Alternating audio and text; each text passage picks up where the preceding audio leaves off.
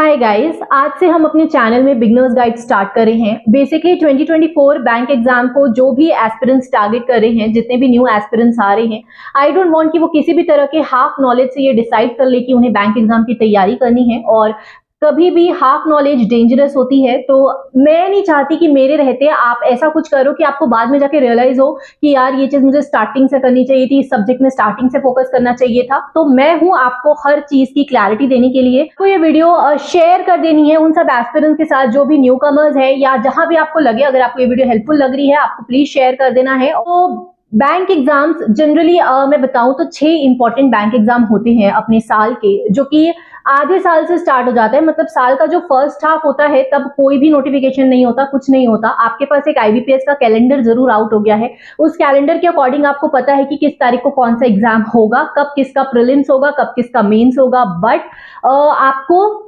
Second half जो होता है साल का, जुलाई अगस्त, तब से आपका एग्जाम स्टार्ट हो जाता है और सेकेंड हाफ पूरा आपका एग्जाम चल रहा होता है।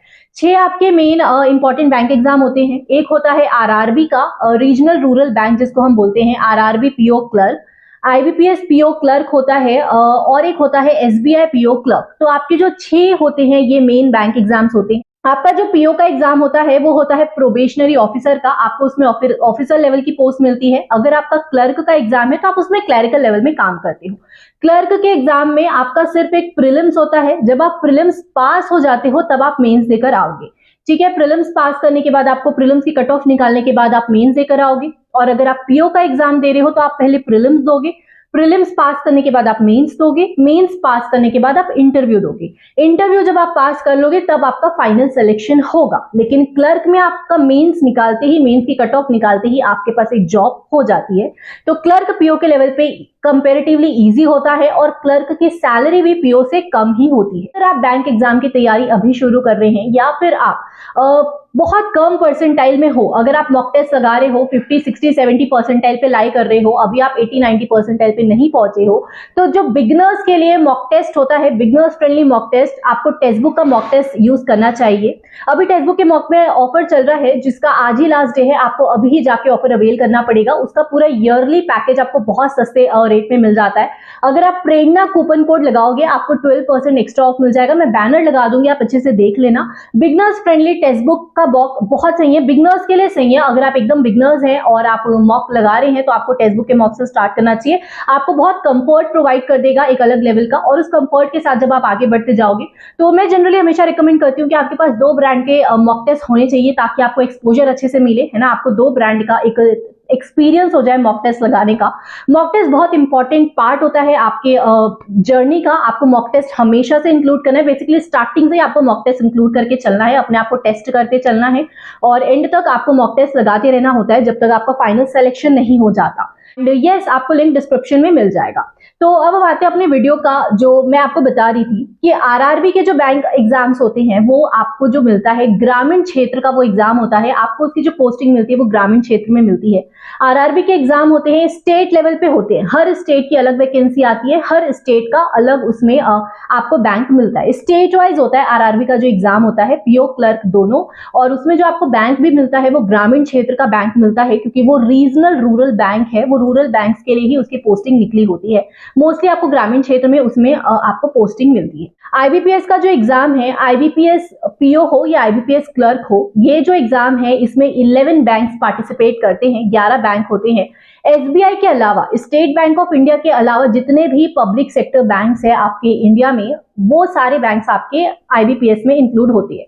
तो आईबीपीएस का जो पीओ का एग्जाम है वो नेशनल लेवल पे होता है। नेशनल लेवल पे एक ही वैकेंसी उसकी आती है, एक नंबर ऑफ वैकेंसी आती है, जैसे कि पिछले बार 5,500 कुछ आई है। तो आईबीपीएस पीओ का आपका नेशनल लेवल पे होता है, लेकिन आईबीपीएस क्लर्क वो आपका स्टेट लेवल पे ही उसकी वैकेंसी आती है। आपकी हर एक स्टेट की अलग अलग वैकेंसी आएगी, हर एक स्टेट का अलग अलग कट ऑफ जाएगा, और आपको जो स्टेट लेवल पे वैकेंसी आई है तो आपकी पोस्टिंग आपके स्टेट में होगी। जिस भी स्टेट से आप एग्जाम फॉर्म फिल करोगे वहां पे आपकी पोस्टिंग होगी।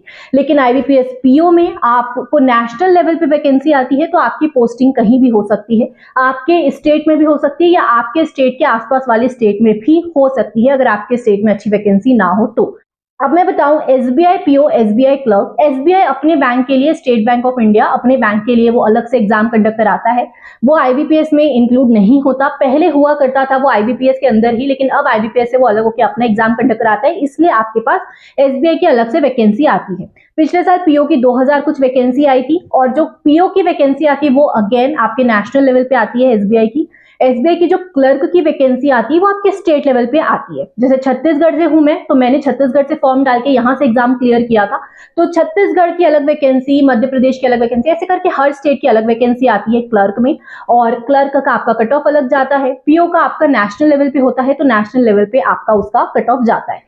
तो आपका जो आरआरबी का एग्जाम होता है, जो मैंने रीजनल रूरल बैंक का बताया था, उसमें आपका जो प्रीलिम्स होता है, प्रीलिम्स में आपका क्वांट आता है, जिसको हम मैथ्स बोल सकते हैं, क्वांट बोल सकते हैं, और रीजनिंग आता है।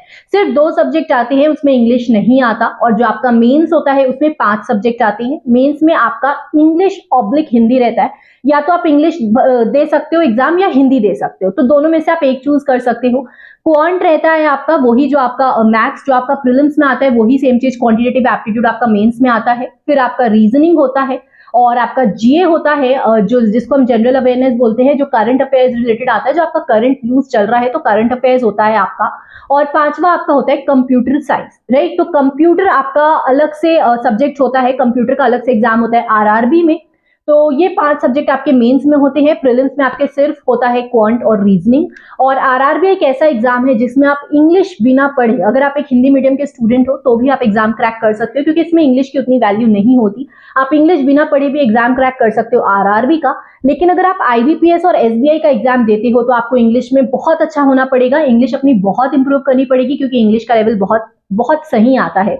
अच्छा, मैं बताऊं आरआरबी में, तो आरआरबी में आपके सेक्शनल कट ऑफ होते हैं। हर एक सेक्शनल का अलग अलग कट ऑफ जाता है। अगर आपका मैथ्स का अलग कट ऑफ गया है, रीजनिंग का अलग कट ऑफ गया है, वो कट ऑफ आपको क्लियर करना जरूरी है। आपको सेक्शनल कट ऑफ क्लियर करना जरूरी है, लेकिन सेक्शनल टाइमिंग नहीं देते आरआरबी में। ओवरऑल पूरा पेपर आपको मिलेगा एक ड्यूरेशन का, और आपको उसी ड्यूरेशन में सारे सब्जेक्ट्स जाके आपको लगाने हैं। अब हम बात कर लेते हैं आईबीपीएस पीओ और क्लर्क की। तो उसमें जो आपका प्रीलिम्स होता है, पीओ क्लर्क दोनों में ही आपके 3 सब्जेक्ट आते हैं। क्वांट आता है, रीजनिंग आता है, और इंग्लिश आता है। मेंस में आता है आपका क्वांट, रीजनिंग, इंग्लिश, और एक सब्जेक्ट और आता है जीए, जनरल अवेयरनेस का। तो जीए होता है आपका, जो रीजनिंग होता है, रीजनिंग एंड कंप्यूटर एप्टीट्यूड लिखा होता है, लेकिन कंप्यूटर के ज्यादा क्वेश्चंस नहीं आते। कंप्यूटर का पिछले कुछ सालों में तो कंप्यूटर के कोई भी क्वेश्चन नहीं आए हैं आईबीपीएस में। तो आईबीपीएस का यही रहता है कि आपका क्वांट, रीजनिंग, इंग्लिश आपका प्रीलिम्स में होता है। क्वांट, रीजनिंग, इंग्लिश और जीए एक सब्जेक्ट एक्स्ट्रा होता है आपका मेंस में। तो ये आपका प्री और मेंस हो गया। आईबीपीएस में आपका सेक्शनल टाइमिंग होता है, हर एक सब्जेक्ट के लिए अलग अलग टाइम दिया जाता है। जैसे कि प्रीलिम्स में आपको क्वांट में भी 20 मिनट मिलेंगे, रीजनिंग में भी 20 मिनट मिलेंगे, इंग्लिश में भी 20 मिनट मिलेंगे, और मेंस का भी आपका सेक्शनल टाइमिंग बटा हुआ होता है। लेकिन आपके सेक्शनल कट ऑफ भी यहाँ पे जाते हैं, हर एक सेक्शन का कट ऑफ भी जाएगा, हर एक सेक्शन की टाइमिंग भी जाएगी, आपको उसके अकॉर्डिंग उसको प्रिपेयर करना है। एसबीआई की बात करूं तो एसबीआई क्लर्क का और पीओ का सेम पैटर्न होता है आईबीपीएस के जैसा। आपका यहाँ पे क्वांट, रीजनिंग, इंग्लिश आपके सब्जेक्ट्स होते हैं प्रीलिम्स में। क्वांट, रीजनिंग, इंग्लिश और जीए ये होते हैं आपके मेंस में। रीजनिंग के साथ कंप्यूटर एप्टीट्यूड इंक्लूड होता है, लेकिन कंप्यूटर अगेन पिछले 3-4 सालों में आया नहीं है कभी भी, तो कंप्यूटर को हम इग्नोर करके चल सकते हैं। लेकिन आरआरबी में हम कंप्यूटर इग्नोर नहीं कर सकते, आईबीपीएस और एसबीआई में हम कंप्यूटर को इग्नोर करके चल सकते हैं, राइट। सो एसबीआई में लेकिन आपकी एक खासियत है कि यहाँ पे सेक्शनल टाइमिंग दी जाती है, हर एक सब्जेक्ट के लिए अलग टाइम दिया जाता है, लेकिन आपका सेक्शनल कट ऑफ नहीं रहता। तो बेसिकली अगर आप जीए में अच्छा परफॉर्म नहीं किए हो, जीए में 3-4 नंबर आ रहे हैं आपके बस, लेकिन बाकी सब्जेक्ट्स में आप अच्छा परफॉर्म किए हो, बाकी सब्जेक्ट में आप ज्यादा मार्क्स लेकर आए हो, तो आपका भी एग्जाम क्लियर हो जाएगा। यहाँ पे आपको सेक्शनल सब्जेक्ट में सेक्शनल आपका कट ऑफ नहीं रहता है एसबीआई में, बट आईबीपीएस में आपका सेक्शनल टाइमिंग भी रहता है, सेक्शनल कट ऑफ भी रहता है। एसबीआई में आपका सेक्शनल टाइमिंग रहता है, बट सेक्शनल कट ऑफ नहीं रहता। तो ये इसकी खासियत है, यहाँ पे आपको हर एक सब्जेक्ट में अलग अलग कट ऑफ क्लियर करने की जरूरत नहीं है, आप ओवरऑल कट ऑफ क्लियर करके जॉब ले सकते हो। तो ये था आपके 6 बैंक एग्जाम्स जो मेन होते हैं। लोगों का सपना होता है कि इनमें से कोई एक बैंक एग्जाम क्रैक कर ले, क्योंकि इनमें प्रमोशन बहुत अच्छा है, आगे ग्रोथ बहुत अच्छा है, लाइफ इसके आगे काफी सही है। मतलब आपके फाइनेंशियल वाइज आप हमेशा सेटिस्फाई रहोगे, आपके पास पैसों की कमी नहीं रहेगी। मतलब अगर आप इन पोस्ट में हो तो आप अपना करियर इसको चूज कर सकते हो, इसलिए लोग बैंक एग्जाम्स में आते हैं। सबसे कम ड्यूरेशन में आपको 6-7 महीने में पूरा प्रोसेस कंप्लीट करके जो आपको एक जॉब दे दे, तो बैंकिंग एग्जाम्स ही वो हैं जो आपको इतना जल्दी जॉब प्रोवाइड करते हैं। दूसरे एग्जाम्स में आपको इतना जल्दी जॉब नहीं मिलता। इसके अलावा अभी इस वीडियो के लिए हम इतना ही रखते हैं। आपको कोई भी डाउट हो तो कमेंट करना। अब हम सब्जेक्ट्स पे डिटेल वाइज हम बात करेंगे, लेकिन आपके जो कमेंट्स आएंगे वही क्वेश्चंस मैं उठाऊंगी। आपको जितने डाउट्स आ रहे हैं, जिन सब्जेक्ट्स में जो भी आ रहे हैं, वो आप कमेंट करो, हम बिगनर्स गाइड कंटिन्यू करेंगे। कोई भी डाउट हो तो आप मुझे कमेंट करो। एंड इसके अलावा आप मुझसे टेलीग्राम में जुड़ सकते हो। मैं टेलीग्राम चैनल का लिंक डाल दूंगी, आपको वहां पे करंट अफेयर्स, पीडीएफ, बहुत सारी चीजें मिलती रहेंगी। कुछ कुछ अच्छे वीडियोस के आपको लिंक भी मैं वहां पे डाल देती हूँ। एंड इंस्टा पे फॉलो कर सकते हो, जुड़ना चाहो तो। Will meet you the next video. Thank you.